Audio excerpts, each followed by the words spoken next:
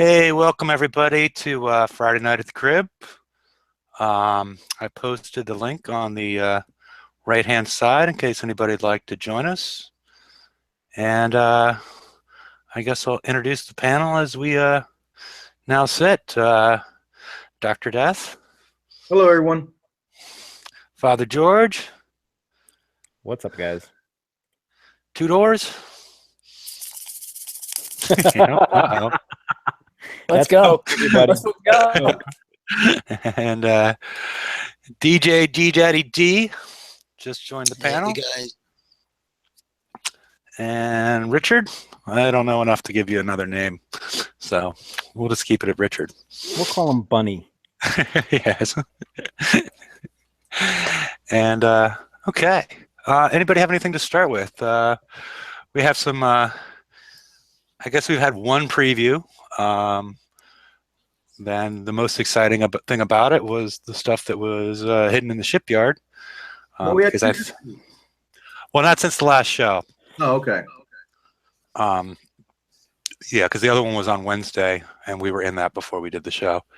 And but the most exciting thing about it was all the flagships for the Garrison raid cycle hulls. But before we get to the slides, exciting? Really? I think so. At least to be able to see that they see what the plan forward is. No, you know what? All I got to say, that's a great idea what the plan forward is. Nobody expects to see a tinfoil hat on me tonight because there ain't enough tinfoil in the world to protect me from kick-size shit. Yeah.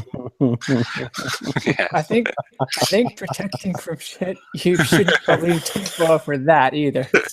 Yeah.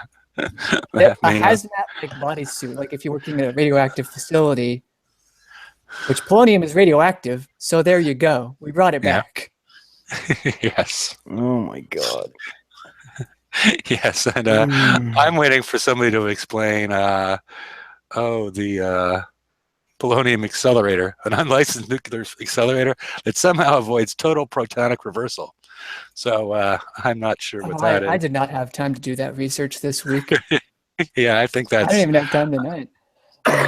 Yeah, I think that might have been, some of the Star Trek science, but I could be wrong.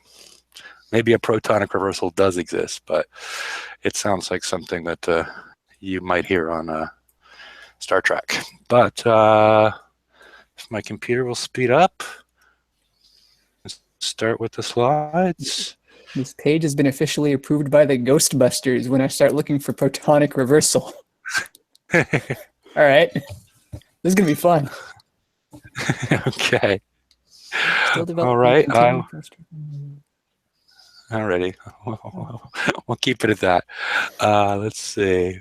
Stop presenting. I'm presenting. Okay. Does anybody have anything new to say about the Odyssey TLC? I know that Dr. Death had gone all the way through it last time around. I've still yet to feel like doing Price Pack 3 yet. I feel like I need to know a little bit more. And but I've finished Price Pack 2 and slapped the high yield warheads on all my icebreakers. Yeah, baby. Yeah. Anybody else? How far you gotten, George? I know you were. Okay, you finished it. Okay. Yeah. All right. We went through a lot of this on the Wednesday show as far as how to at least do Prize Pack 2 and 3 sort of. Did you write an article on this, George, or not? I didn't. I'm actually literally editing a video right now of the last two of 6 and 7. Hulsh, if you're watching, you're a dick. Okay. You fucked me over in 7, but this is a pain in the ass. Like I'm not thrilled with this one. Like I don't know what the hell is going on in California now that they passed all those, 64. laws, but yeah, I mean, we might all be tilted. We might all be tilted because the election didn't go the way the state wanted to. No, that too. I mean, might be tilted. Y'all are self-medicating because of the election, and whoever came up with 6 and 7, I really want to kick you in the nuts. No offense. I mean, I probably know who it is, and I like you and all, but I want to kick you in the nuts. Yeah, and my biggest complaint is on screen. Right. Well, no, that's probably is my biggest complaint actually, because fuck you. No. I tried. You know what, George? I tried to tell you on Wednesday to stay inside the box. This one I didn't have. This one I didn't have a problem with. I actually ran I ran out of patience because I blasted through 1 through 5 and I had like 45 minutes left, and I was doing this like a little bit at a time, pinching this and that, and then I finally went fuck this, and I just finished it. I was like, the hell with that. Well, 6 and 7, if you pinch and run around and retreat, they don't take you longer than 10 minutes. I did all 4 sets, but This yeah. one- So well, this one- my I told call you on Wednesday show. Holst told you to go outside the walls. I told you on Wednesday's show to stay inside the box. Yes. I Yeah, Holst was, I forget the exact design, but yeah, he was going outside the walls and coming back in. And He went. What he said that you could do, and it would have made sense if you could do this, is where you spawn right there at the 3 o'clock-ish position. If you go straight towards 11 o'clock, he said that you could go through that wall. He fucking lied. I tried to tell you, stay in the box, be fine. Yeah. So, if I may, my complaint first with 6 and 7 is that they're new targets, and even though, like, they're mostly the same mechanics, and our raid knowledge will still carry over, to try to innovate in a TLC, which you only get an hour to complete these runs, and a mistake is so costly in terms of time because we don't have half a pair anymore, and I don't think they remembered that.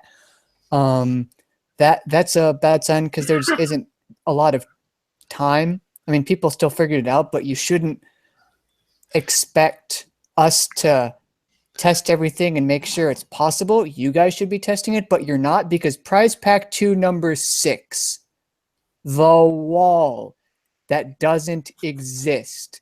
yeah, well, that's sort of in our favor. Yeah, that's sort of in our Yes, it is, favor. but it shouldn't have happened. Like George, I think, was talking about how he went down to normal because you can't go over walls once they're rows. That's the rule. That's always been the case. So he sees a wall, he goes south, and he gets wrecked because he followed the rules. Meanwhile, either someone tried to do a tricky little troll that isn't really appreciated because it's a TLC where we don't have a lot of time to complete it, and mistakes are very costly. And so we go down and then we get shot at. Like, that costs time, and there's no possible way to know that it's fake without going on auto, which is something we shouldn't be doing anyway. Like, if that's a mistake and somehow the wall was added, how did you even make that mistake in the first place? And yeah, you had the wall and it should have been there, but if the That's another undocumented feature. It's no, it's bullshit. Like, Zelda 2 at the very end in the very last palace has a couple of fake walls. But the thing is, you can explore and go around and find those fake walls without any real penalty. Like, there's enemies in that room, but once you kill them, and they're not particularly tough, once you kill them, you can explore, and it's at no cost to the player except a little bit of time. Here, those fake walls impart a huge cost on the player, and we feel like we're being cheated because something worked vastly differently than it has in every other instance of this target since, and it doesn't even work that way in 7. There's no fake walls here. That fake wall was completely Brian? I'm actually kind of curious. Hold on. I'm really curious. Has anybody who's completed 6 and 7 been able to do it for damage free? Oh no, because it's impossible because turns fire before you get to them. And yet our skill hull, whose whole concept is no damage if you drive perfectly, is unable to do that. That's a fundamental problem. No, guys, listen. Both of you, Brian, George, listen. Kixeye gamed the target. Yeah, no, that's a fundamental do we problem. ban them or what? No. You get in trouble if you game them. It's okay if they game us. I game them all the I got time. tinfoil hat for the way I'm feeling. Tinfoil right now for the way I'm feeling. Let me get my salt packet again. Hang on. Oh, was that salt? You're in California. Yeah, that was salt. I thought that was Coke. I thought it was Coke. You would here. Let me put it up against I can't put it up against the background. I have to do it upside down. But it is an upside down. It's salt. You can see it. Dude, just because you wrote salt on it doesn't mean it's salt. I didn't write salt on this. I got it out of a packet for chili. That looks like Coke. I guess someone is trying to make the most addictive chili ever. If the DEA is watching, you know where to go. Yeah. Yeah, they got to get like 10 feet deep, bro. They are not getting in here. I did get you to turn around one time when I was like, "There's two men dressed in blue." He did turn around one time. Try and take that back through customs, Brian, and see if you can get through. Yeah, that'll be great. Oh, and then there's one of the early targets has this one ballistic turret that I just see. It's just a long range turret that exists, and there's no platform under it, but it shoots you before it rises out of the water, and you can see it, but you can't hit it. It's even better if you trigger that platform first, because I've tried it, right? If you trigger that platform first, that fucking gun doesn't show up. You drive past going, oh, okay, I killed everything, right? You drive past and then you get shot in the ass and you're like, what the fuck just happened? The turret comes up later on. Yeah, it shoots from underwater at you. That is the screwiest freaking, and I'm not going to send in a damn ticket because the last time I sent a ticket, I said, hey, the walls are coming up, but they don't exist. So, what the fuck? I lost a fleet. And they're like, no, it's Scourge targets. They're supposed to come up. No shit, Sherlock. But they're not there is the problem. We do have to Hey, kill can them. y'all hear me? There we go. There you go. Yeah, Are y'all here? yeah, we're here. No, we're not. You're hallucinating the entire thing. You forgot. You forgot just to took take the mic. lithium. The metaphysical plane of salt.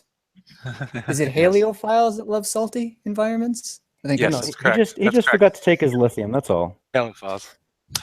Okay. Why don't we get on? Has anybody done any testing with the OU10? Because as we see here, it's damage per ton, because it's a hefty little bastard. Because pretty much all the other stats are very similar to what we've seen in other, in the Judgment Mortar and other ones as far as splash and range and whatnot.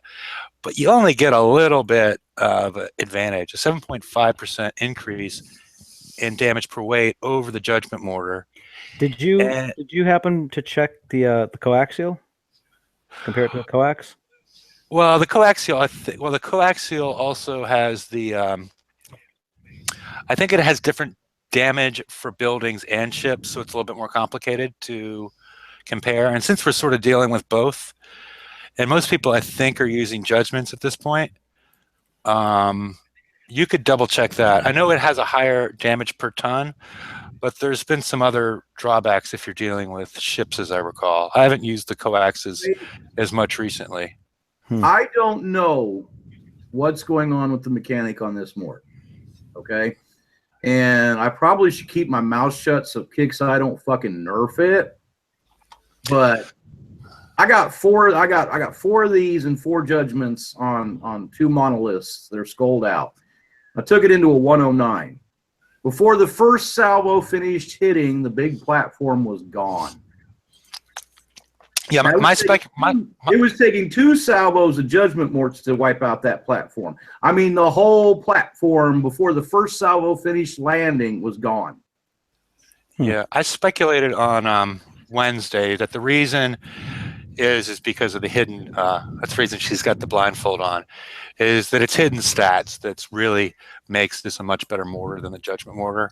And I expect once the data mining comes out, we'll see that it has a 100% minimum splash, which means it's going to be doing the full damage over the whole radius of the splash, which you can jack up pretty high at this point, as opposed to the Judgment Mortar, which is only going to be doing 50% at the edge of its splash. So it's doing twice as much damage. So I'm guessing that's probably what you're seeing, don't you think? Yeah, I know it could be. I don't know, but it's a beast. I had actually completely forgotten that we don't have a Legion weight reduction yet. I completely screwed that up. I'm putting these on. What I'm honestly using. So a lot of people are picking, combustion system 2 or explosive system 4, or whichever you like. I'm using high explosive shells 3. Literally the forsaken researchable tech, because its weapon weight is only 14%, and it's like a day and change cheaper than the incendiary shells where you make fire pools on landing. So I can fit a couple more mortars of this on where I wouldn't be able to normally. It's like a narrowed firing aperture and the viscosity regulator and high velocity rounds, because I want projectile speed more than I do the little bit of extra splash for going more weight. Yeah, and the incendiary shells was not researchable. It was Well, just yeah, an the old. incendiary shells is not, but it costs. It takes a long time to build. Okay. Wait. What's the one you said you put on? High explosive shells. Oh, okay. The old set. They're very HES3. old.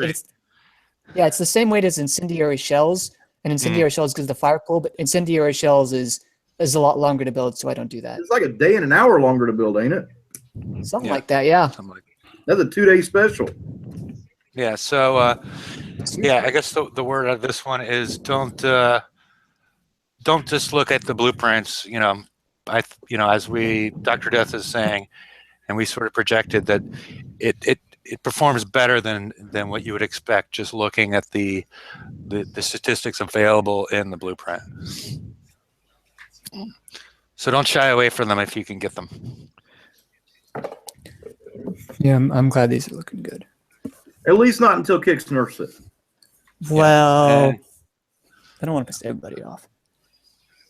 Okay. Somebody said something well, they about did- actual did- Firestorm. They did Yeah. nerf that high warhead from the very first time they put it out. I'm pretty sure. Yeah, they did. Yeah. I don't think that. Yeah, I they don't know nerfed the that have projectile vectors. speed and the splash. What did you were saying? Axio, yes, we did.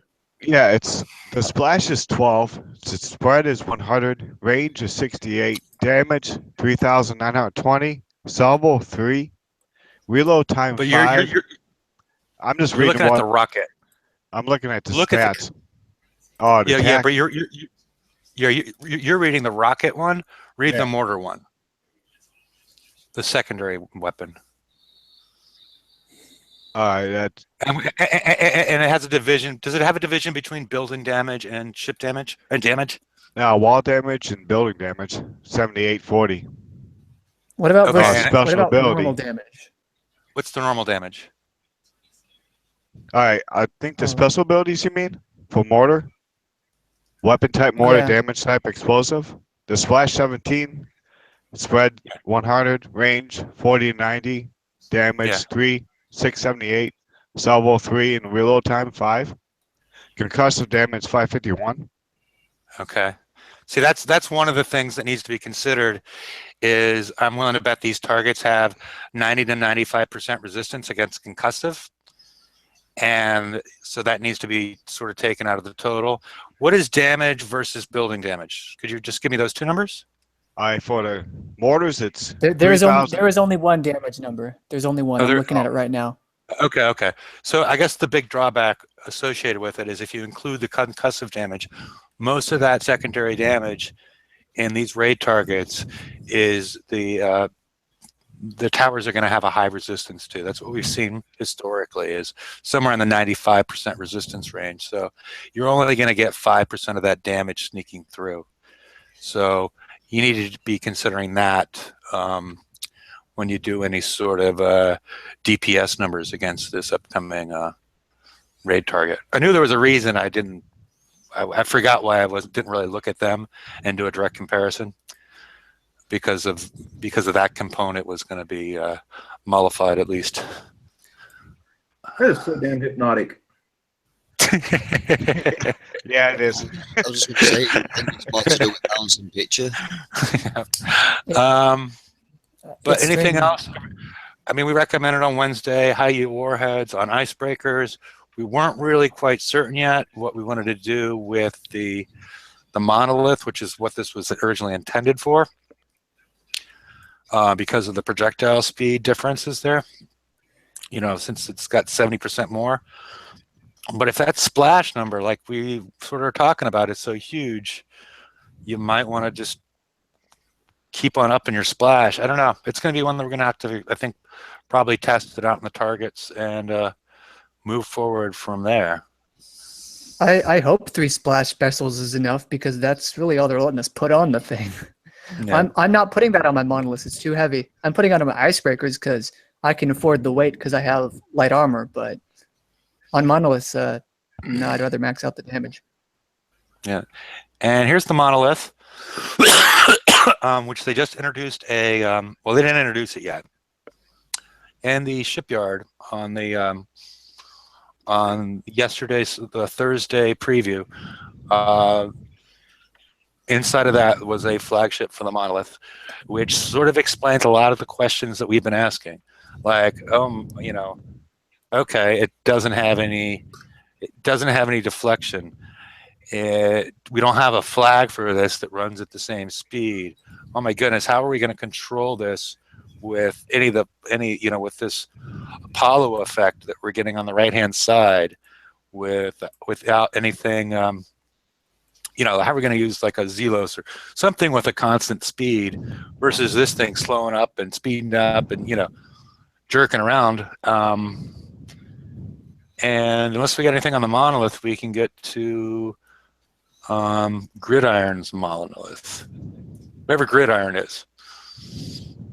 I think it's one of the lieutenants or of the Scourge. No, it's one of Zoe's. Scourge? Yeah, it's one of Zoe's lieutenants.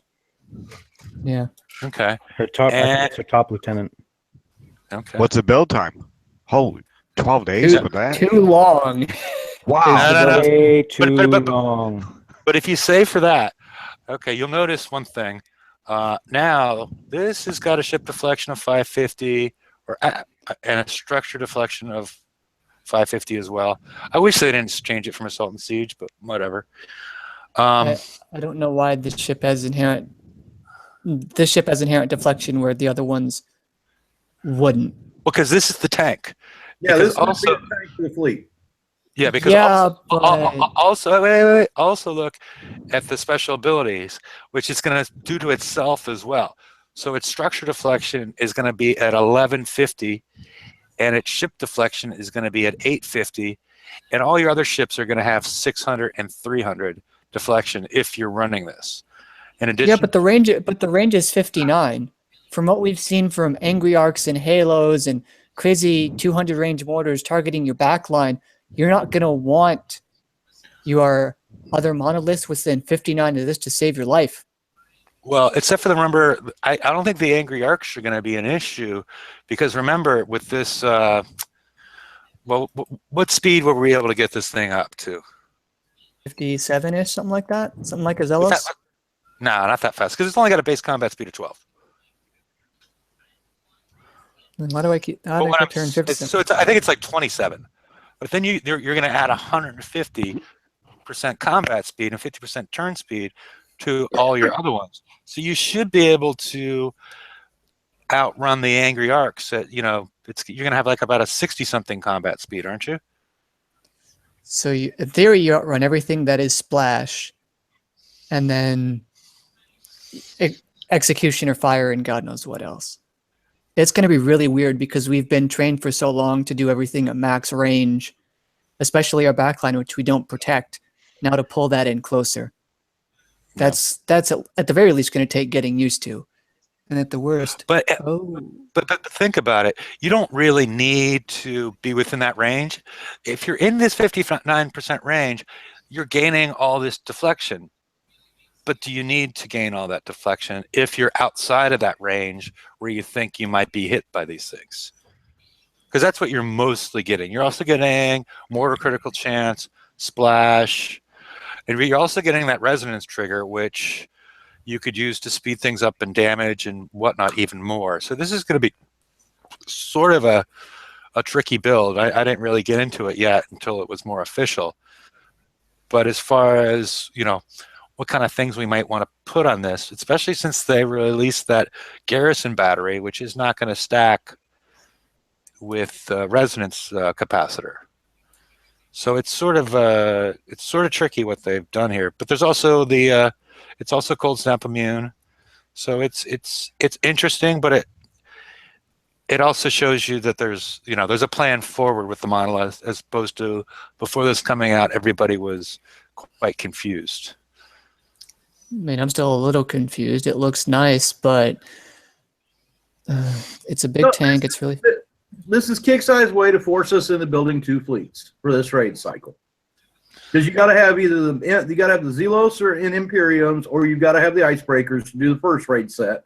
And then if you want to do the S targets in the next raid set, I guarantee you're going to have this plus the monoliths. Really depends on how you want to do it. I mean, it depends on how the point value is. Because I think the next slide is it the targets? Yeah, here's the 80 or 81. As we talked about on Wednesday, with this fleet, and I could have done it better because I didn't whip around fast enough for one of the targets. I took 3 minutes and 12 seconds with Punishers and Citadels on this target to kill it. So you don't need to have the Icebreaker if you want to grind away at a target like this, if they keep it this way.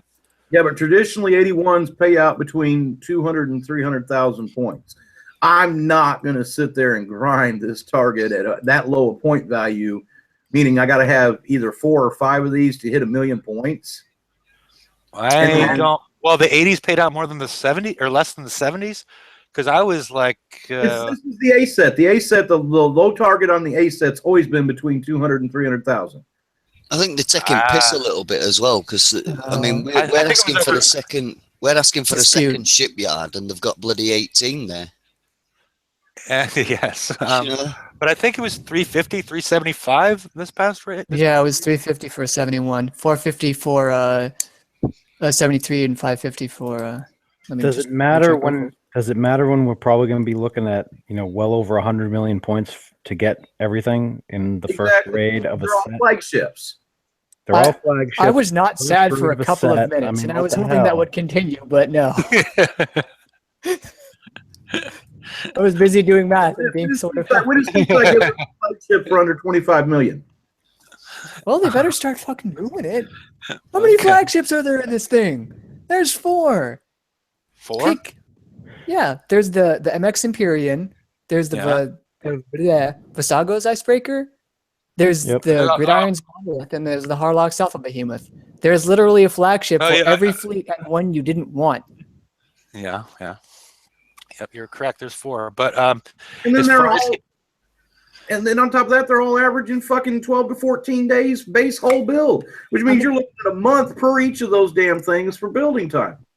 Well, I mean, the thing is, let's not go that far. I have an issue because we're going to have to build both sets of fleets, right?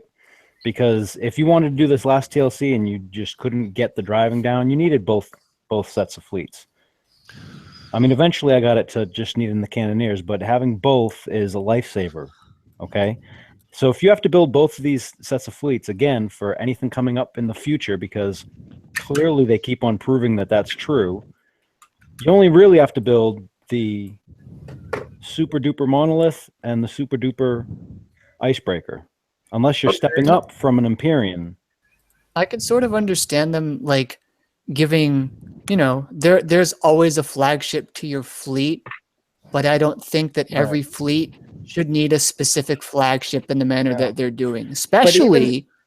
Even if you have to build, even if you only have to build 2 of them, that's 30 days just basic build. Add another 30 days probably for all the shit that you want to add to it. So that's 2 more months worth of build time. Your icebreakers haven't been done yet. You haven't built your monoliths yet. So we have a 3-month raid set or 3-month raid time, and I'm going to spend all 3 of those months building these fucking 2 damn fleets. And then I'm going to have to start the next unless you coin, George. And probably not be done. That's bullshit, because now that just pushed me out of PvP entirely. Why in the fuck would I want to defend my base or hit another base? Because you know what? I ain't got the time to do anything. I can't build anything. PvP which drives sales, which gets the people and their egos coining. What the fuck? I don't know what you can't even do that right, Kix. I mean, most of the time I can understand the theory behind it, right? I can understand the what their ultimate goal is and shit, but this time this is fucked. I'm sorry, it really is. Well, yeah, just looking at the math, it doesn't work. It doesn't work. If you started from last raid on the first day or second day, you're still going to be 12 days behind in finishing your icebreakers. I'm going to have to get all the tokens from the raid just to finish my fucking icebreakers for the raid. What the fuck? God forbid you have to do any refitting ever because they'll keep changing the targets around. You know, something, don't even get me started charged on armor, that, Brian. something. You know. Don't even get me started on that shit because I have had to refit.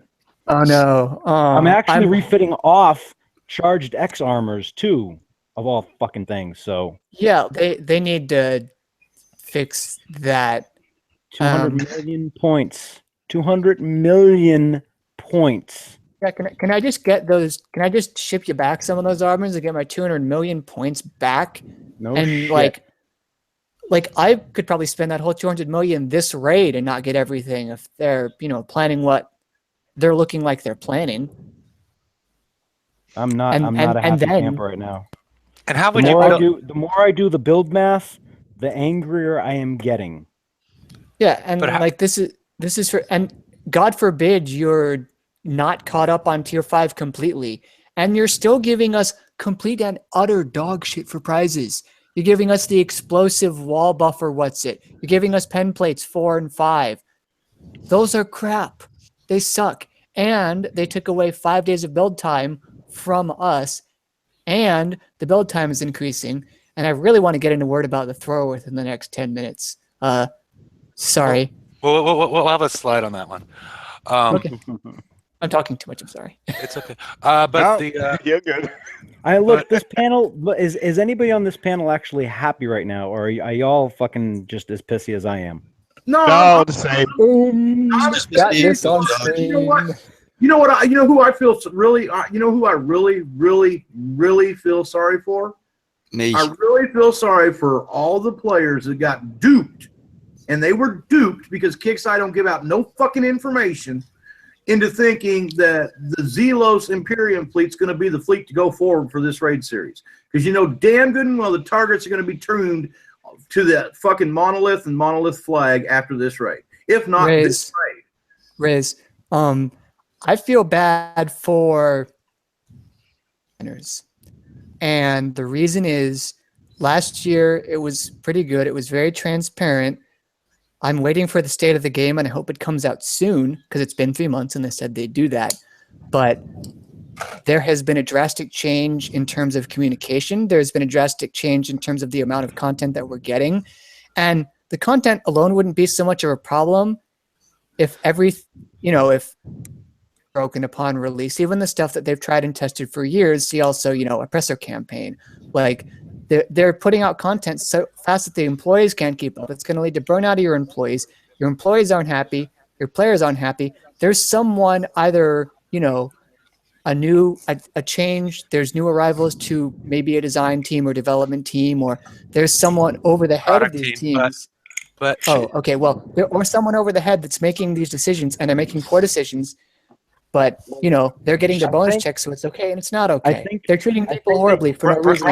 You passed over probably the most important point, is that everybody in this game is holding them to the same standard that we saw last year. Because last year, stuff came out, we understood what was going on, we knew there was no pressure for us to go building every bloody thing because we knew the path that was going to be coming. And this year we don't quite have that. Are you going to cue? Are you trying to cue what I did on Wednesday, where we went through the Vega conflict detailed? No, fuck that shit. Vega conflict work in progress that Doom Rooster wrote. I actually feel bad for him because he's actually doing both. That is not cool. That's going to make him burn out and just not give a fuck about anything. That's not. You do not. I don't know why they're doing that to an employee. That's just. Yeah, I mean, bad form. That's crap. It's arguable about how well you're treating your players, although it's generally negative now. But treat your employees well. They're assets. You can't function without them. You can't just be chucking them around like that. Yeah, well, Brian, they ain't got a fucking game if they don't have their fucking players paying coin. That's true. Yeah, if they're gonna leave and quit quicker if this utter, it's not even F tier, it's like G tier quality of stuff keeps coming out. I think the Visago's Icebreaker is going to be broken because it has Bloodthirst and it confers Bloodthirst to everything else, the Icebreakers, but the Icebreakers themselves don't have Bloodthirst. That's something I don't think we've ever seen before, so it's obviously going to be broken upon release. There's the Polonium thrower, which, as from pictures and simple math, is going to completely break everything. So I hate to be spoiling, but I don't have very much longer, and I want to get all my salt out. Now they're going to nerf the Polonium thrower before it comes out. I guarantee it. Or they'll nerf that. Yeah, it's the special that's the thing, because for those that don't know, 88 range on the Polonium thrower. Okay, sure. 22% range buff on that. The special is going to get you to 107.36, which is a little over the range of Liberators, which is all right, I guess. On offense, you're going to be able to outrange your short-range turrets a little easier. But the thing is, some holes have radioactive range boosts, like the Retribution. And if you add that in, the 10% thrower range boost, you're going to get 116.16, I think is what I came out to. So your spotting range is 116. No base is safe. You're going to be able to outrange the opponent's frontline turrets with ATR, which is the point of ATR. You outrange them in exchange for damage. So that would break that too. Like, apparently the guy who thought 60% rocket range on the Icebreaker was okay didn't learn their lesson or something. Like, Kickside, right? Like, real talk right now. I will go down, if I have a free day, which admittedly won't happen for a while because college, I'll go down and like teach your team the math systems of your game, because I'm not sure how much you know, but it doesn't seem to me like you really understand all that much. I can do it in person, or I can do it, online on a hangout in some messages. I'd rather take cash than coin because one of these is a little more permanent than the other, but but like, please just like look it over and just think about it for a sec. Like, is this completely dumb? Yes. Oh, okay. Let's not release that in any capacity. We'll need to go back and tweak it. Like, even that stuff getting out in a preview, which I really hope does get changed, for reasons. Even not letting out in a preview is bad, because people, look at it and hopefully sign off on it, and that's what they're signing off on, and that's bad. No, just plain and simple. I'm gonna tell you what. If they throw 4 flagships out with them each costing at least 25 million points, player base is just gonna go flipping nuts.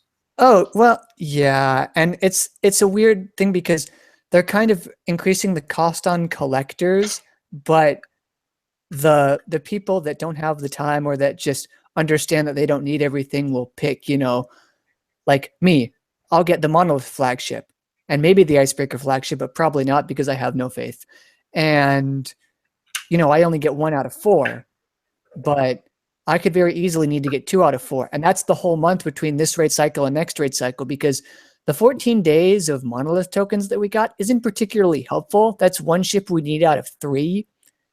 And, hoping you have a tank ready, or, maybe we'll need 4 of these. And if you can do it right, then your flagship is going to be your lead tank. So that's another, then it really doesn't matter if you had your tank ready or not. I don't like any of this. I don't like doing the math because the math is frightening. I also want to know what the hell is going on with the like super nuclear speed of those hulls, because garrison, right? Garrison.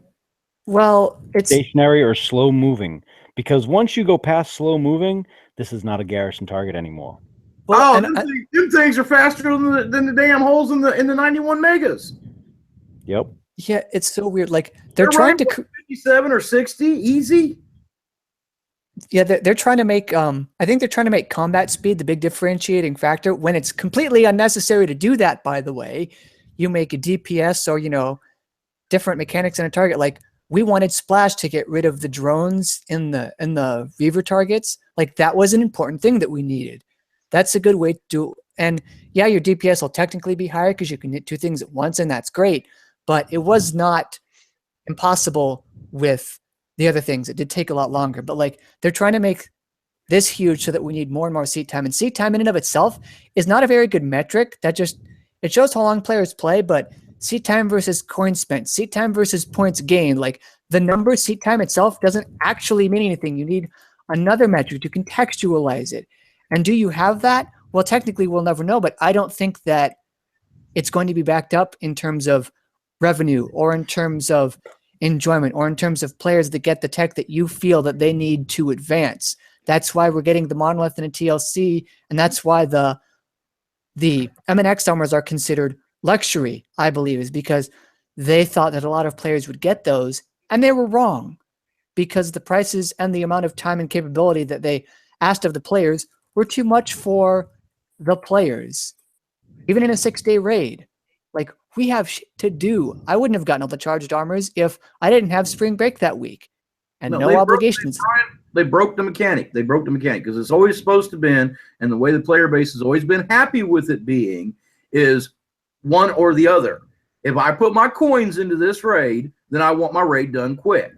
If I put my ass in the seat for fucking a job style raid where I'm putting in 40, 50 fucking hours to do it, then I don't want to spend my coins. Yeah, and the thing is, again, like, even that 40, 50 hours, that assumes perfect play. Yep. We can't get perfect play because, there's lag and such, and that's a thing. It's the internet. Yeah, we're pushing stuff too fast down the tubes. So there's that. There's lag and all sorts of stuff that really, if everyone has it, it's not literally everyone's problem. We know ways to mitigate it, and we do them, and it's their fault. And the overall quality of products, we can't play this game because this game is of too poor of a quality. The wall that should never have been there, that is forcing us to go around, that is, if done intentionally, a completely unfair psychological trick, taking advantage of what the player base knows about your targets that you designed for us and expect us to remember the mechanics. Well, changing that so late without any warning is completely unfair. And basically everything is broken on release. I expect the thrower to be screwed up in some form or fashion. I expect the cannon to not work. I expect the Visaga's Icebreaker to not work. I don't have any faith in anything. I don't want to build anything because it's all going to be broken, and what's the point?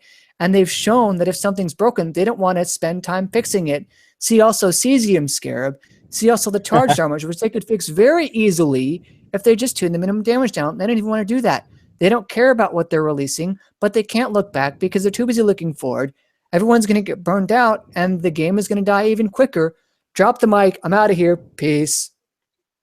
I'm gonna tell you what the biggest problem they did is they brought out the Blitz targets. That was the worst idea for this game. And I'm just gonna be honest with you, because when they brought out the Blitz targets, they figured, okay, that gives you your option to blow coins and do your raid quick and to do your targets quick, or everybody else just needs to do seat time. And I'm sorry, but fucking 10 coins, 5 to 10 coins for 500,000 points, when traditionally the entire time we've played this game for the last, 6-7 years, it's been accepted by the player base as 1 coin per million. That's right.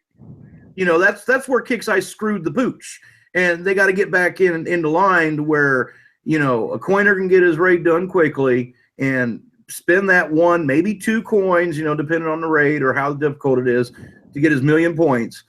Because I see people on the forums. There are those quote unquote people, but we know they're getting stipends. So yeah, they've got coins to burn on the Blitz target and knock the raid out, but it's not their money they're spending. So the rest of us is just screwed.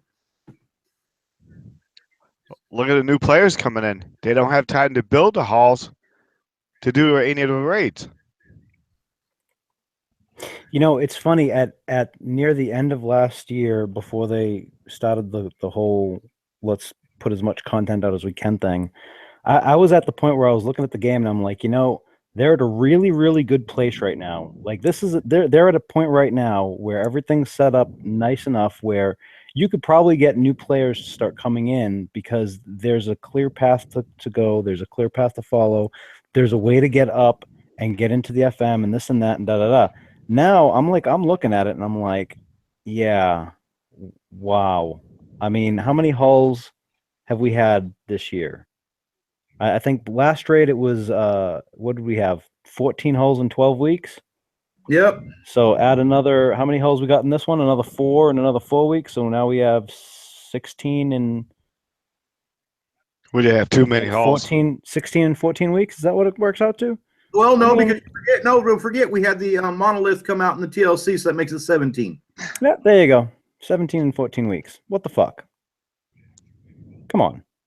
Yeah, Come they on. want Kiki wants money. If you could build, It's gonna backfire. 17 holes in 14 weeks, right? That means almost 2 holes a week. So if that's the case, then I need to be able to build 2 holes a fucking week to keep up with your releasing. I think a lot of it's dependent on that many flagships. They have got to cut down the damn flagship build time. They have absolutely. What's the build time on the Imperion flagship? I'm not certain. Was that the 12-day one? Yeah. Yeah. The generalist flagship. The generalist. It's supposed to be, wasn't that the one that was supposed to build quicker? Mm-hmm. That way you could refit it all the time or some shit. Yeah. It was supposed to take longer to build. It was supposed to be quicker to refit. Right. The specials and weapons for the generalist holes are supposed to be real fast, but they hold that on. So the flagship is 14 days on that one, and there's 12 days on that one, and the other 2 are 14 days. Yep. So how can you refit and build at the same time? Huh. Other three are 14 days. Interesting. Like I said earlier, we need them 18 shipyards that they've got. Oh yeah, that'd be nice. Yeah, I mean, one issue is that they're releasing a lot of hulls, and you could make decisions associated with which hulls you wanted to build if there was more information about a path forward. You may not. Some people feel like they need to build all the flagships. I'm not in that group because I know it's not going to be not feasible for me. But for those people, I mean, go ahead and do it. But I would like to know, we're starting to get this with this preview that we know, okay, this is what's coming with the ice. We don't know what the new targets are going to look like, the tier 6. But we have to assume, based on what we've seen before and what they tell us, even though we're running at a bit of a trust deficit with them, is that, that the Monolith flag should be the preferred hull for the tier 6 targets. I'm actually a little bit happier knowing, even though they haven't officially released it, given this information that was in the preview, just a little bit more of a path forward, knowing, okay, I'm not going to really pay that much more attention. I'm going to do a little bit more with my icebreakers, not much.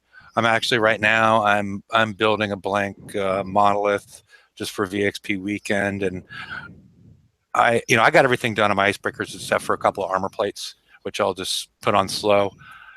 And but at least I have a path forward. I may not bother with the Alpha Behemoth flag. I'm going to concentrate my efforts on getting the monolith flag and move forward and ignore the icebreaker flag. And sort of like I ignored the Hardlock's ironclad flag and got the Hardlock's cannoneer. But now that we have this information, it seems like you can make better informed decisions, even though it hasn't been officially released. And anybody that's just playing the game or reading the forums has no idea that this is happening. And I don't like that part of the game as far as the player base, because they don't know what's going on. They're in the same situation that you guys are talking about, where we got all these halls and we think we need to build them all. And, that's the people that are, going to be building that way and feel overwhelmed by all these halls and you don't have to build them all. It's sort of your decision on how you want to build them. If you want to do everything on your phone, or you build tables like Jesus and drive subs like God knows, you may want to build the icebreaker. You may want to go for the flagship for the icebreaker as opposed to going for the monolith. So there's decisions that can be made now now that there's some information, but I wish it was more officially released as opposed to snuck in a preview for people that were sort of Easter egg hunting.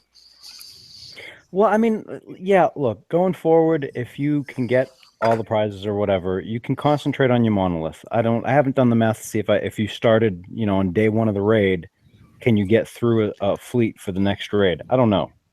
Maybe, possibly, who knows? But I don't know. I mean, if you have one, I mean, yeah, we don't know how many we need. But okay, here's the problem. Here's the problem. All right, and a year ago, your advice, Hefe, would have been right on spot, and I would have agreed with you, and I would have been happy to agree with you, and the game was going great. Okay, but in today's game, that's not the fact. In today's game, you better get everything you can fucking get because we don't know. You know, we can speculate that, yeah, the Monolith tank is going to be great with the Monolith, and that's going to be the fleet we need. But go back 2 raids to the Tide Seekers and Hell Race. I mean, there's the whole point. We have no real knowledge of how it's going to be, you know, because Kixeye is no longer sticking. It's changing so fast. They're changing stuff so fast in this game.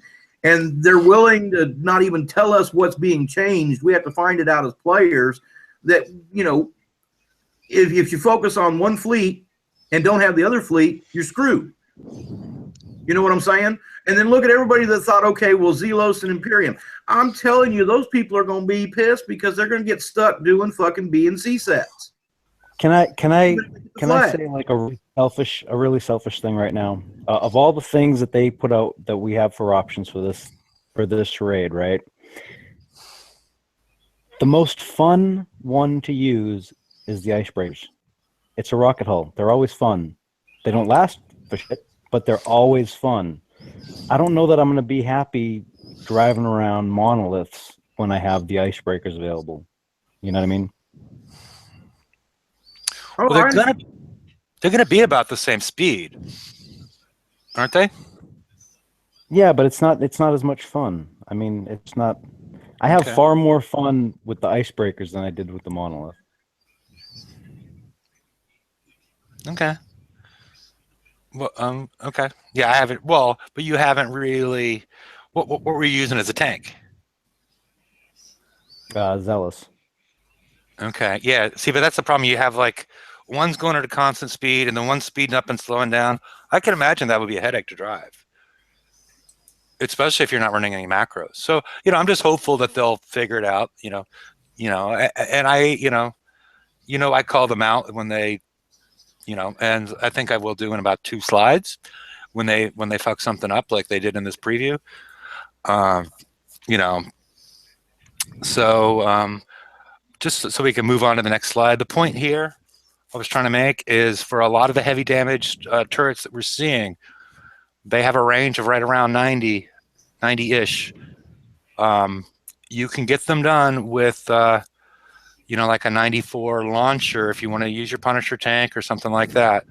But it's much easier if you have like the Harrier with, you know, whatever you want to use. But, you know, get your range out to 98 and you can aim at the closest target and not worry about it running into it, you know, just by clicking and letting it stop without having to constantly mash your down button.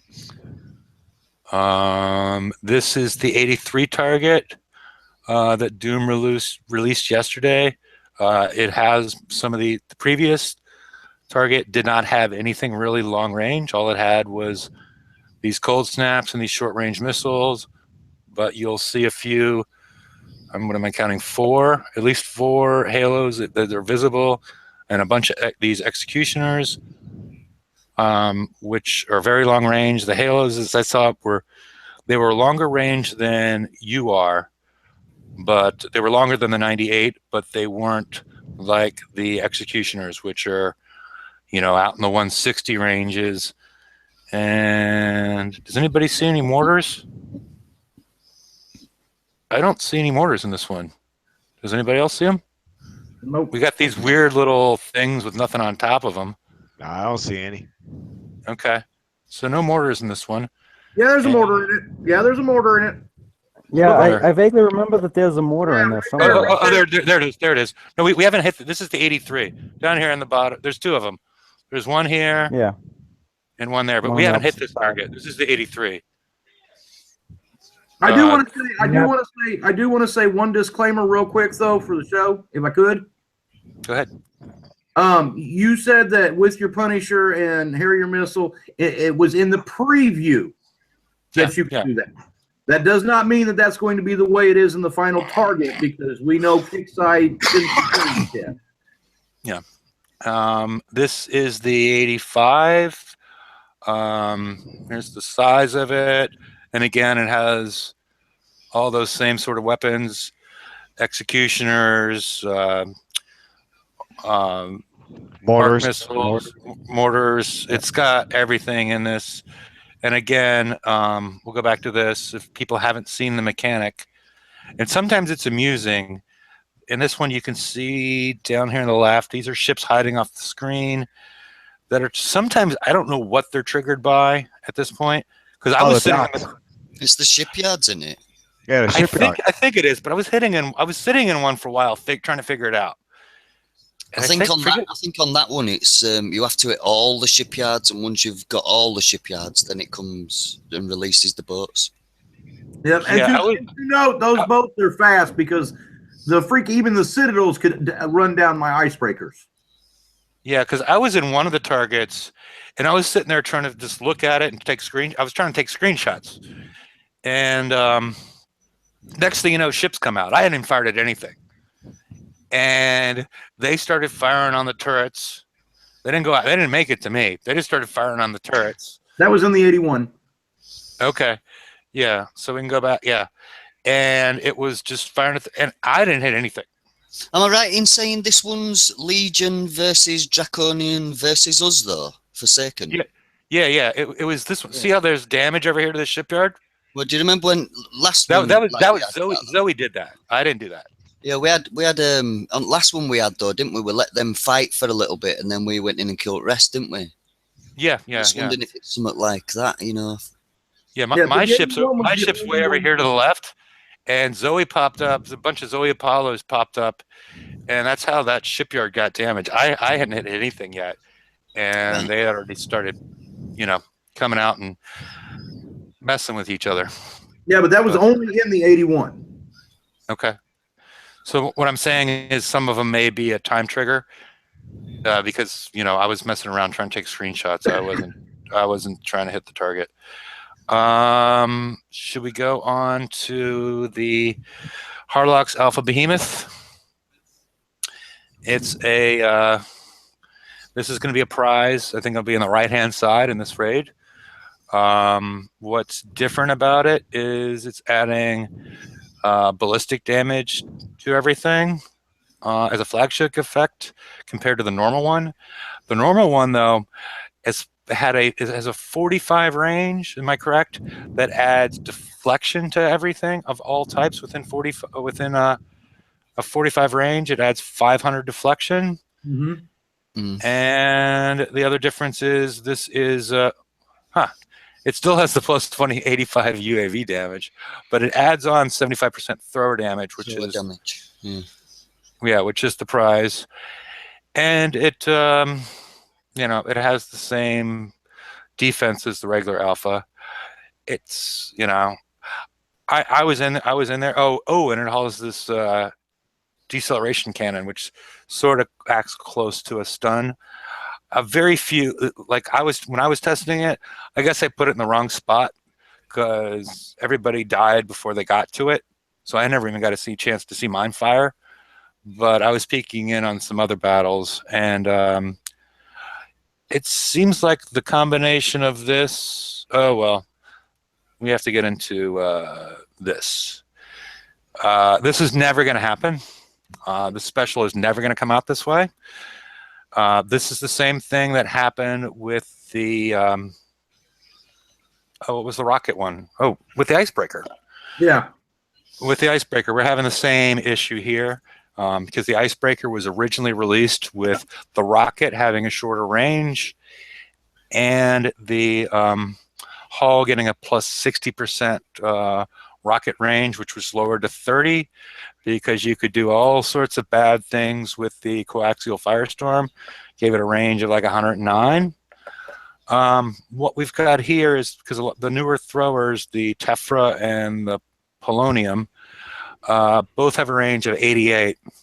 So if you throw these on a Valiant or a Retribution, which have a radioactive range boost, and thrower is a subset of radioactive. So those two should add. This following thrower will have a range of 116.6, which might be fine and okay on the Valiant, but putting that on the Retribution creates an unwieldy spotter that's going to break base attack. Having something. You know how they're going to nerf it. You know how they're going to nerf it. They're going to do their favorite thing they've been doing, which I hate it because it's just screwing the game up. They're going to hull restrict it. No, well, what they did on the other one, I don't think they'll hull restrict it. I think what they're going to do is, I think they're going to lower the range of.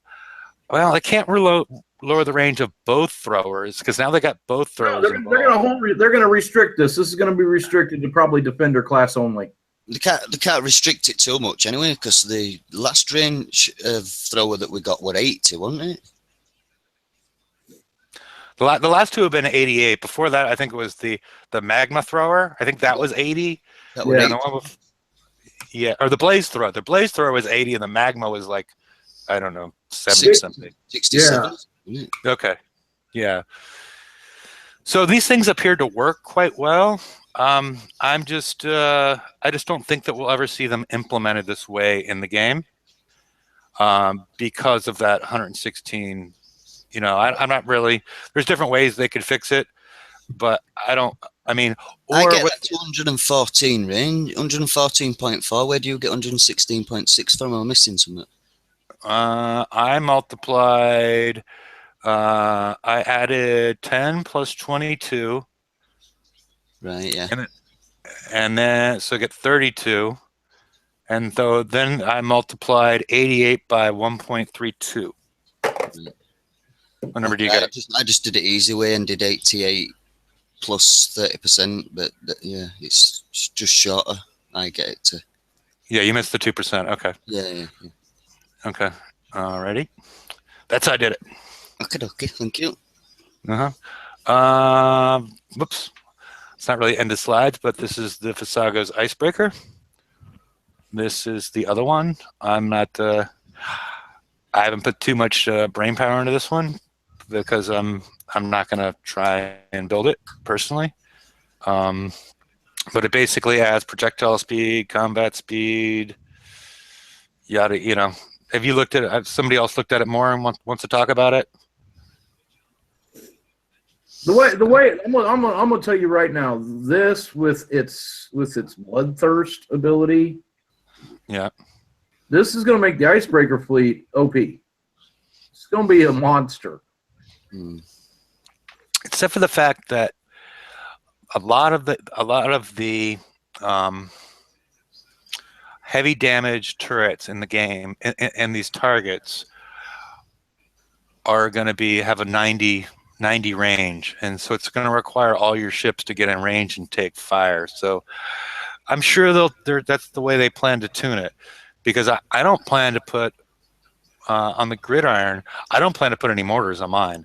I plan to put a rocket and a bunch of antis on it, and it's never going to see a mortar on it, except for maybe a panda to spread out the repairs. And what else do we got here? The Imperion MX Prime.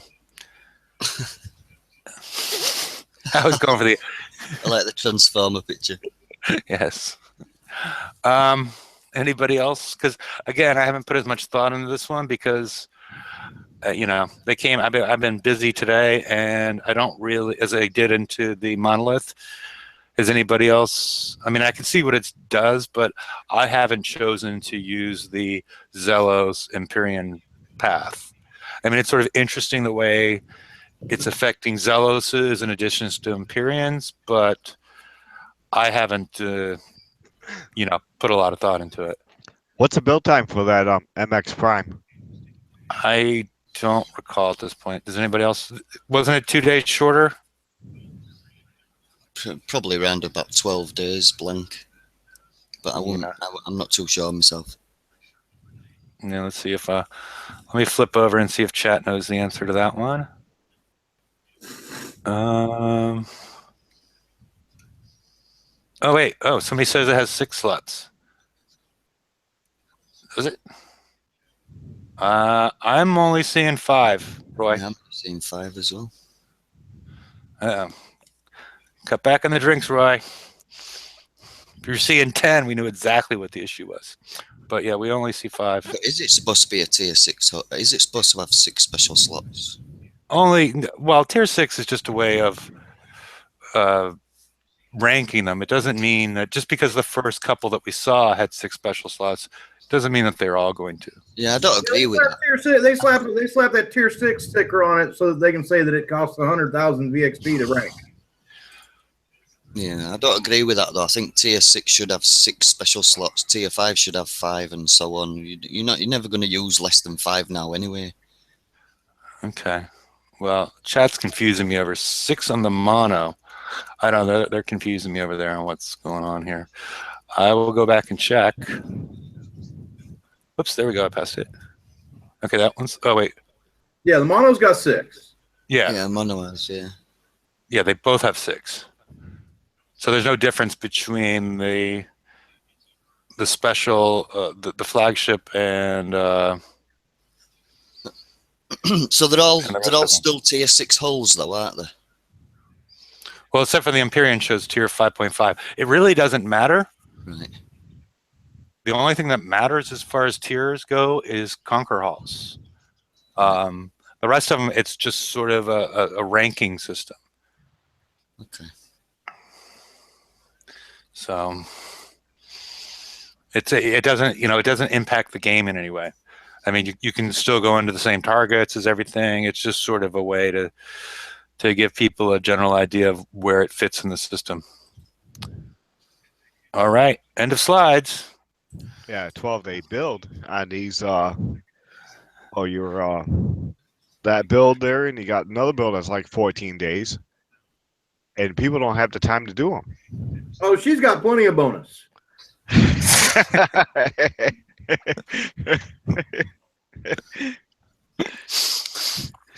This is Father George approved. Yes. Yeah, I only put this in there because, Dr. Death promised he was going to wear the overalls with no shirt for the show, but after I went on the webcam last week, but Buddy, it didn't happen. It didn't happen, did it? Yeah, I'll tell you what, I'll wear the overalls with her. You get that raised, and you'll see me in them overalls. Buddy, you wouldn't fit in those overalls with her. Yeah. We wouldn't want to see this. I hate to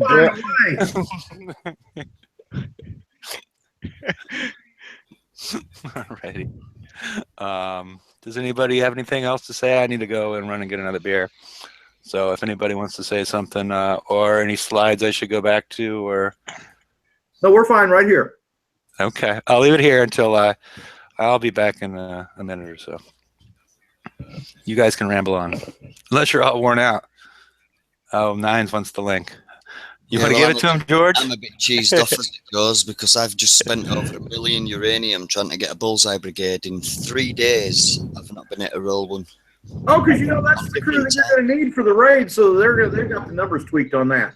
Yeah, I did get. I mean, don't get me wrong. I did get like a couple of 2-star salties and a 3-star irradiated cutthroat and 2-star Molotov maidens and all them kind of things, but. Molotov maidens in it. But I did, you know what I mean? But I never got one bullseye brigade at all in 3 days of trying to stream rolling. A lot of people are complaining they can't roll the bullseye right now. A lot of people are. But I'll tell you what they've done, mate. I'll tell you what they've done. They've taken it and changed it for the 2-star salty dog, because there's a lot more of them on that wheel now than there is bullseye brigades. But we knew they were going to do that because that only makes sense. If everybody rolls bullseye brigades, then that's going to really cut into Kicksai's coin, and Kicksai ain't going to let that happen. So just like the DOS, yep. Hey, G, if we could only trade crews, I'd give you one. I got 15 of them. Yeah, well, it's because of you that I ain't got one. 15 of them stashed. They won't put them out there no more. No, I'm a bit cheesed off. I roll with about 1.5 million uranium a day. That's why. All right. Well, no, I can't get that many. Yeah, I've seen a lot of new players coming in who can't even do anything. I've been helping them out quite a bit in the sector I'm in, with like going into like 47, and I've been sending my Zelos in with it because I've got that set up as an anti-mortar, anti-missile tank as a tank. No, I've set my Zelos up at the moment to. I've actually got the speed with speed system 1 because I've taken the combat speed down to match my citadels because that's all I've got to move with it at the moment, and that's now 30 combat speed with heavy plating 3 on as well. Oh, I've got Zelos, my tank Zelos. I've got Empron, the EMP, whatever you guys call it, and 3 ironclads, and I've been trying to rank them. Ranking that tank is hard. It's like it takes so long to rank it. It does if you put armor on. I'm putting armor on and killing it. Yeah, I've got armor on it. Yeah, that's when I saw the EMPs, I looked through my dock and I forgot that I had built a Zelos and had it scalded from December, and I'm like, thank God, because I thought I had scrapped it. Whenever they did the metal glitch reset, it actually gave me the ship back. Oh, I got the last time when we had the Hellrafts during that raid cycle. I tried loading my ship, went back to dock, it never loaded. So from that point on, I haven't had anything. I barely got a ironclad the last time. I'll show you my Zelos build if you want to see it. This is what I am thinking. I've looked at some of these people's Zelos builds, and I've copied what most of you've done. Well, I can't wait for the Imperium flag to come out. That's my Zelos build. I've got 90 explosive. Mines, I hate to tell you this, man, but I've got a feeling in my gut. I've got a bad feeling in my gut. You know, I know a lot of players went the Imperium Zelos way. And a lot of players are like, okay, yeah, we're going to get this Imperium flag. I got this bad feeling in my gut. The Imperium flag and the Imperium Zelos fleet with the Imperium flag is going to be going down the same road that the Centurion with the Hardlock Centurion flag went. Yeah, I agree. And revenge. Maybe. That's the thing. I have the feeling it's going to be the Citadels are going to be a use in this first TLC, and then they're going the way of the Centurions.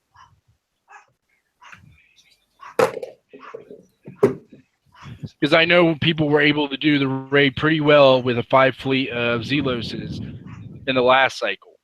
No, the people could grind their asses off and spend coin last raid cycle and grab a few prizes. They didn't do pretty well.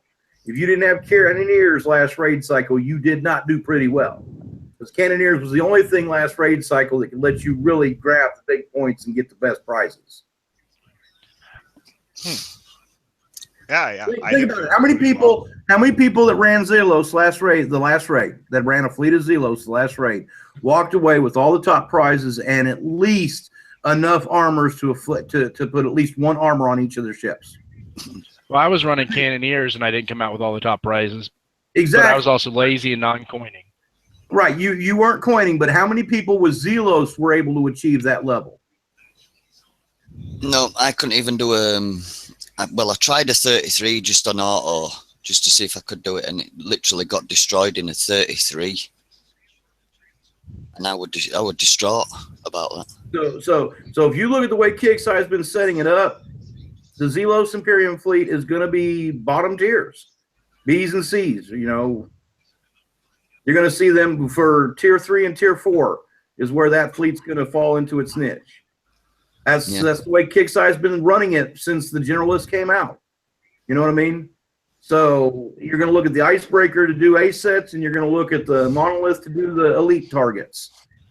Well, I hope you're wrong, but just in case, I'll have I'll get the Icebreaker, hopefully this raid, as a backup. Right, but then you're still screwed because you got to make a choice. All right, if you spend the freaking 20 to 25 days it's going to take to build the Imperium flag to round out your fleet that you hope is going to work, you will not have time to build the Icebreakers for the next raid set. Yeah, look, I brought my tinfoil hat for you. Oh, wait, dueling tinfoil hats. Come on. Idea, G-Daddy. You stole my idea, buddy. It's got a D on it, look. And it's got a D on it. Where's yours, Dr. Death? Well, his should have a D on it, too. Look. No dueling? Oh, Got the pirate ship hat on. With all the tinfoil around here, I think the show does more in scrap metal than anything. I think we need it though, Nines, don't you? you have a big D on your head, is what you're saying. Yeah. Well, that's why I altered it to a JD, because I didn't think D would any good. George, we probably all got a big D stamped on our heads right now because we're still playing this game. Oh, God. Yeah. Alrighty. George, would you like to talk a little bit about wind and about charged armor strategy, or have you done enough on that? You bored with that already? Probably in about 4 minutes, because right now I'm uploading something to YouTube, so I don't know what the hell's going to happen on the Hangout, and I want to go and take a quick break. I'll be back in like 5 minutes. I'll hit that in a sec, though. Okay, sounds good. But one of the things that I see as a potential strategy for players in the raid, from what we saw in the preview, is to, it's the 80 or the 81. In the preview, like I said, with my FM fleet, with the 98 range, I was able to sort of grind away on the 81 targets. And you could use that as sort of I mentioned this on the Wednesday show as well, as your bread and butter, and then use your icebreakers on the other targets, and then let them repair. And if you want to grind away, continue to hit the 81s with your FM fleet. If you're not somebody that's, I know Dr. Death's not going to do that, but some of us may do that with just sort of grind away on that target. And then if it still works as the way it did in the preview server, and then use your more advanced fleets, whether it's the Zelos Imperion combo, and that might be, one, it just gives your newest fleet a chance to repair while you're still able to accrue points with some of your other ships. Yeah, if that works. Yeah, if that works. I'm just saying, based on the preview server, that's the best information we have at this point. So. Now, quick question. When you were doing, what was it, the 81 or the 85 for instant repair? 81. Did you have any countermeasures on your Citadels, or just wondering? No, just on my Punisher. Okay, I've been thinking of a small refit to add like a Gale to each of my Imperions to figure out right before the raid, but I didn't know. No, I had this for my Punisher, and then I had just weapons. Besides, I have a Hardlock Citadel, and it has one built-in countermeasure, but they didn't have any countermeasures on them specifically. I took them off after I used to have some after I stopped doing the 102. So the 109, I didn't really see a need for them. Oh, and the other thing, and Doom's tips and tricks for April, it seems that this arc missile can be shot down with countermeasures, according to what he said. Previously in the 102s, you can't. Can you shoot those things down? No. Yeah. So he acts as though what he put in there is that you can shoot them down with countermeasures, or at least reduce your damage with countermeasures. I don't know if that's because the resistance is inherent with them, but I'm assuming that the phalanx will work against them.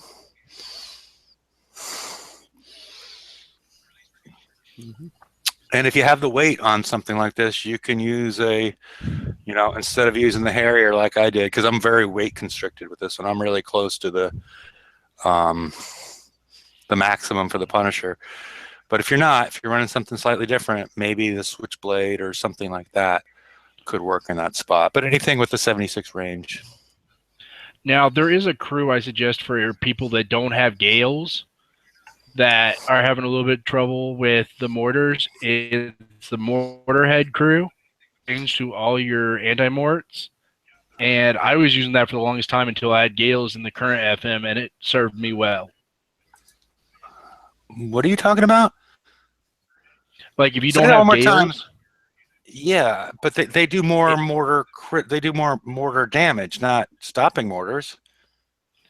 the bronze, or not the second one, the 1-star adds in measure range. Can you get a screenshot of that? Is anybody else know what he's talking about as far as seeing that? I mean, I'm loading into the game right now. Okay, yeah, because I'm not familiar with that. Maybe I just passed it over a couple of times, but yeah, I got to roll one, and I'll be right there. I actually missed what he says, so I'll have to wait till he comes back now. Yeah, he was saying that somehow, I don't know. He's introducing a new game mechanic to me, if it's, as I understood it. I know that doesn't the anti-mortar have doesn't the new mortar have an anti-mortar and the other one have an anti-rocket or something? Hey, Hefe, can you put me on present for a minute? There we go. Yeah. It might tell us now. 30% anti-mortar range. Okay, but you said if you don't have Gales. And if you're having a little bit of trouble stopping the mortars coming in, this could be a good crew to help you out. That's what I said. Okay. Oh, okay. So if you had hails, or I'm trying to figure out how it's shooting down if you don't have. If you don't have Gales and you need that extra range, this is a good one if you're using like the hails or something like that. Oh, okay, I got you now. If you plus 30% anti-mortar range. Yep, and it also gives you a little bit extra damage with your mortars. Mm. Okay. I gotcha. I wasn't really understanding you at first, but now I understand what you're talking about. Yeah. So, well, I guess I can stop screen sharing. And so anybody else have, I know George is going to come back in a little bit and talk about his thoughts on charged armors. I know he's been thinking about it a little bit. And but anybody have anything until that point in time? Because I'm pretty much. Yeah, I do. Okay. I want to point something out that's kind of scary, because if you read the tips and tricks that Doom posted, he says that these targets will be best done with the icebreakers, but can be done with the Punisher Zelo-led fleets of Citadels. He says nothing about the Imperiums. Well, I know Ren did the math last night and posted it on TFC. He did the math for 1 flag, 3 Imperions, buffing the Zelos, and it was up into 97, 98% resistance for turrets. Okay. 700 deflection and 98% resistance. Hopefully, it'd be able to do something. Yeah. Do you want me to hit the charged armors real quick? Sure. So this is a thing that I wish we actually had a test server for, because in this last test server, what I found was that the M charged armor was actually working well. The X was not. I dropped it from my build entirely. I don't know what the deal is. I think Brian's right. I think they have to retune the minimum damage, because I think what's happening with the charged armor X is that you're hitting edges of splash, and rather than take the de minimis value of whatever that edge splash damage is, It's taking just straight up minimum damage of the charged armor and bumping your damage up rather than protecting you. So as of right now, I would not recommend that X armor. So everyone that spent 200 million points, I'm sorry.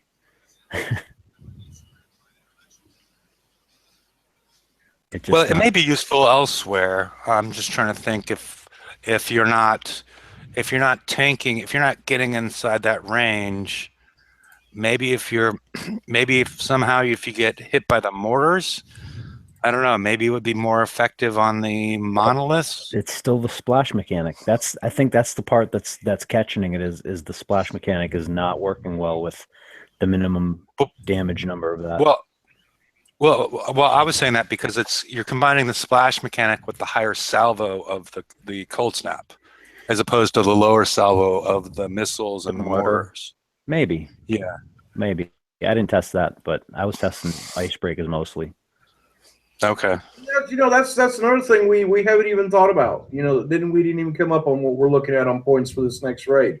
Was the M armors working like they are, which we were able to see that the M armors definitely work better in this target. Yep. People are going to chase after it. How much is Kickstarter going to be charging for them MX armors this raid? 500,000. It better not be 10 million a pop, and it better not be 500,000. All right, guys, I gotta go. Have a good one, Richard. That's just going to be more. Yeah, bye. One more expense that's going to be added on to this giant package that we're already looking at on the price of this next raid, and this next raid's only a 4-day raid. All I got to say is they said it was going to be a armor that was a leisure purchase, that you did not need it, and now it's coming to be. A leisure purchase? I don't think right. I don't think that word means what you think it Luxury. means. Luxury, yes. There yes. you go. So, yeah, okay. it was a luxury. It was a luxury to cut down the expense for the people that spent money on it. Unfortunately. To be true. So, but basically, as far as you mentioned that is there any point in, like another part of the strategy, is there any point if you're, say you're going to put 2 M's on there, is there any point in putting, which is going to have a huge armor pool, is there any point in putting any missile resistance on that? Yes. Yes. Okay. Yes, at the expense of X? No, run 2 X armors and run 2 M charged armors, and then put a resistance special on. That's the question I was asking. Do you want to put don't go ablative. I tried that. It didn't work well. I mean, it worked. It just didn't work as well as putting the combo armor on. Yeah, you want the combo special. But as far as the way I understand the mechanic, until you run out of that pool, okay, the only way it would work is if those missiles are doing up and above that limit, correct? Correct. Which they are. Okay, so if they are, then you need the resistance. Okay, I got you. Yes. Yeah. And it may only be those short range. I think it's only those, maybe once you deal with longer range stuff, because those short range missiles, I think, are probably doing about twice the damage of the executioner looking ones. It might be a different situation at that point. Are you following what I'm saying? But it may not exceed that amount. We don't know that yet, but I'm just throwing that out there as potential uses for them elsewhere.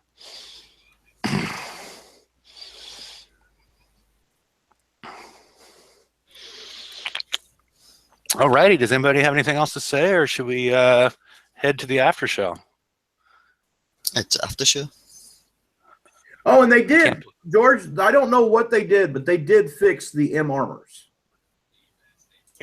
I don't know that they fixed the M armors. I think the mechanic's still the same, because if you go into a salvage... No, they've changed something, George, because you saw my video where I took an icebreaker with the M armors into a 109 and it just got totally 8. Now my icebreakers walk through a 109 and barely take any damage at all. Have you tried it back in a salvage? Because I'll bet you it still takes more damage that way. It might in a salvage, but in the 109, you saw the video. My icebreaker just melted with that armor on. in a 109, like it was nothing. Now the Icebreaker can walk a 109. So they've definitely changed something in the mechanic. Was it the same builds? Same build.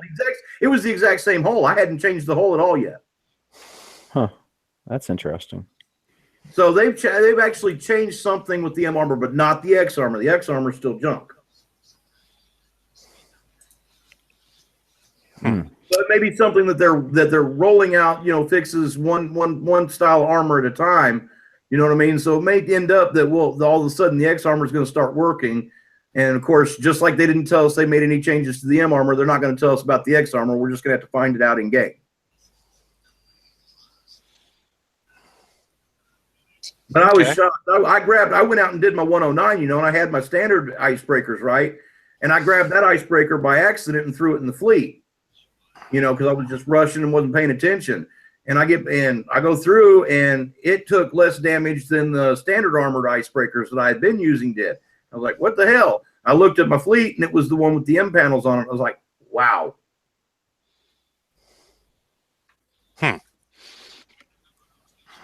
So they've actually changed something in the mechanic. It shows now in game.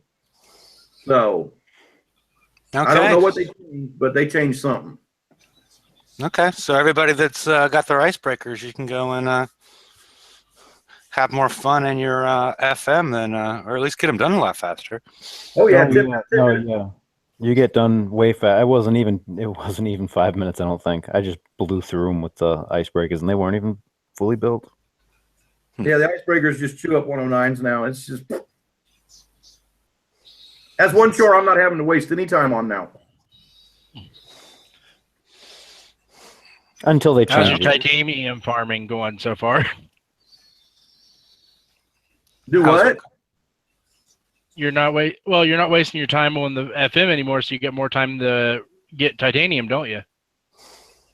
You know what? I ain't touched my mega hole in 2 months. Huh? Is that like a medical issue? Yeah. I've lost interest. I've lost interest in that part of the game. There's too much aluminum foil on it for him. He couldn't get to it. Yeah. I've lost interest in that part of the game. Kixeye has done nothing to spark my interest anymore in that part of the game. If they could come out with a new target that we could go after for titanium, give us an increased payout on titanium so it isn't something to where you got to grind for fucking hours to be able to build anything. Reduce the amount of items required to build the higher end modules. I don't know, but until they change something, I have my mega hole set for 2 months, and I haven't done a damn thing with it. Not a damn thing. It's set underneath the drac base, just sitting there. I don't even bother looking at it if someone hits it. I don't even care. It just sits there. It's an inconvenience now because if I've got another fleet out and, I'm bouncing around and I accidentally grab that one, then that one starts to move and I got to take time to put it back underneath the damn base. So all that is for me now is an inconvenience.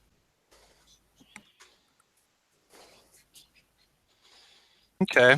Well, anything else anybody want to add? Or we can proceed to the after show. We're good. And okay.